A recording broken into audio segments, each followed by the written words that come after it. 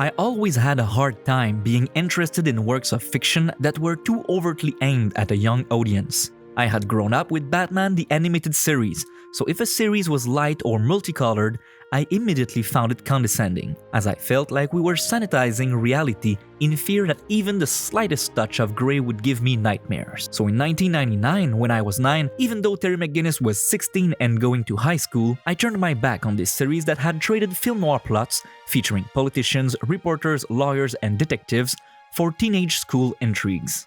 Of course, now that I finally watched it, I have to admit that it can't quite be summed up in these simple terms. This series was a huge success. 3 seasons, 1 movie, it continued to live in the comics, and fans have wanted to see a live adaptation for several years where Michael Keaton would return to play Bruce Wayne. And given recent developments in DC's shared universe, it's not impossible that this will happen.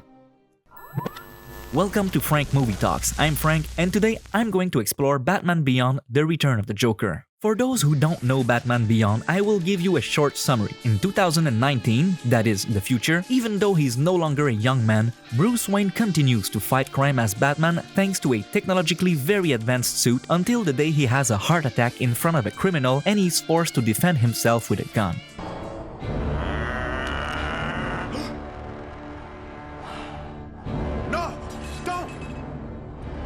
The criminal is arrested and Bruce survives, but overcome with guilt and seeing that he can no longer lead his crusade without betraying his first rule, he abandons Batman.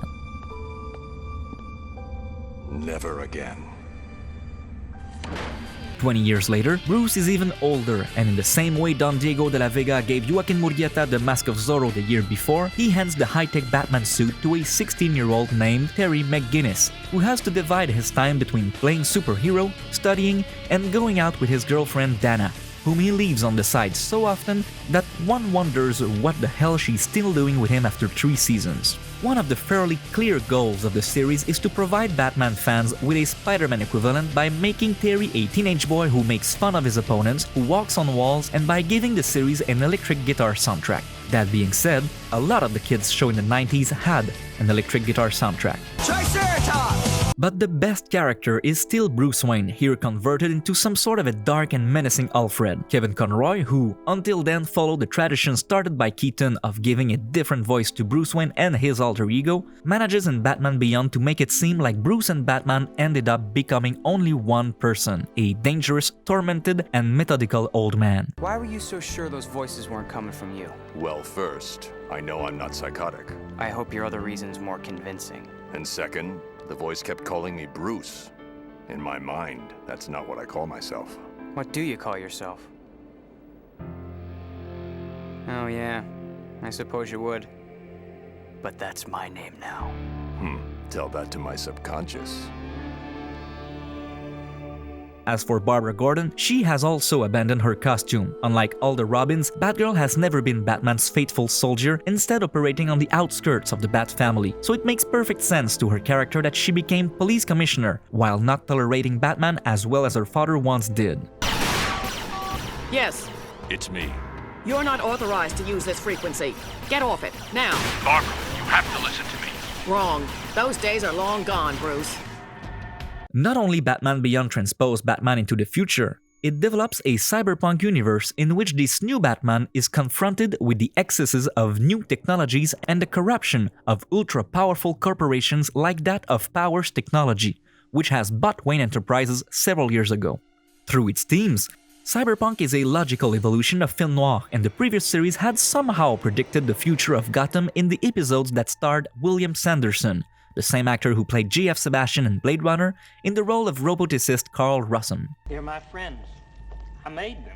All I make anymore are little friends to keep me company. But it's a shame that the ruins of ancient Gotham are almost never explored in this neo-Gotham of the future, if only in poor neighborhoods or at ground level, which would have been a nice reference to Blade Runner. However, the creators took a decision that is very honorable, to let the universe of Batman Beyond exist on its own without constantly referring to the previous series and the time when Bruce Wayne was Batman. And yet, what people liked most about Batman Beyond was the movie where Terry has to face the Joker, and what people liked most most about this movie was the flashback that takes place around the time Bruce Wayne was Batman. The film shows Terry interviewing the old members of the Bat family, that is Bruce Wayne, Commissioner Gordon, and Tim Drake, who has become a communications engineer, to find out how the Joker managed to return, thus realizing arguably one of Bruce's worst nightmares, that of becoming too old to fight a young and healthy Joker. Hello, Gotham. Joker's back in town. Can't be. Oh no, your old eyes do not deceive you, Brucey. After all, who know me better than you? Over the course of the comics, the Joker has attacked Batman's allies several times, and they never got away unharmed. This is still the case in Return of the Joker, where he takes the opportunity once again to make fun of the notion of nuclear family as he did in Mask of the Phantasm. What?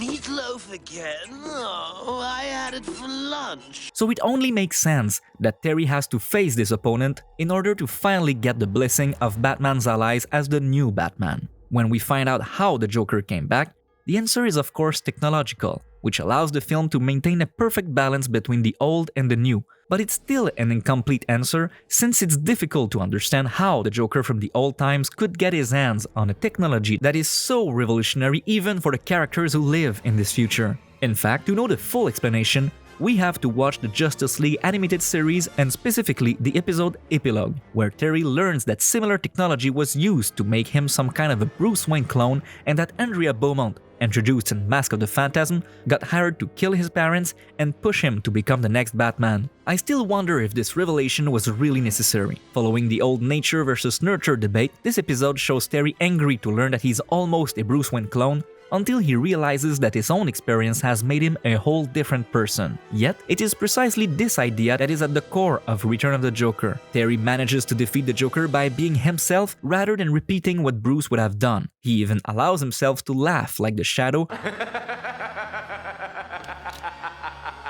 reconciling an aspect that was left out of this character in the creation of Batman, who is strongly inspired by it. And when Terry finally gets the blessing of the old Bat family, the lesson of the story is that Batman is just a symbol who can return forever, and it's the people behind the mask that make him truly worth it. Released shortly after the Columbine shooting, Return of the Joker was heavily censored by those who like to connect Batman movies to the countless American shootings. But a petition allowed the original version to be. As I said earlier, many fans are hoping that Michael Keaton's return in the role of Batman is the first step toward a live-action adaptation of Batman Beyond. Hopefully this time around, the cyberpunk Neo Gotham will be built on the ruins of Tim Burton's expressionist Gotham. As always, thanks for watching. Be sure to subscribe to the channel so you don't miss out on future episodes as I get ready to tackle Christopher Nolan's trilogy.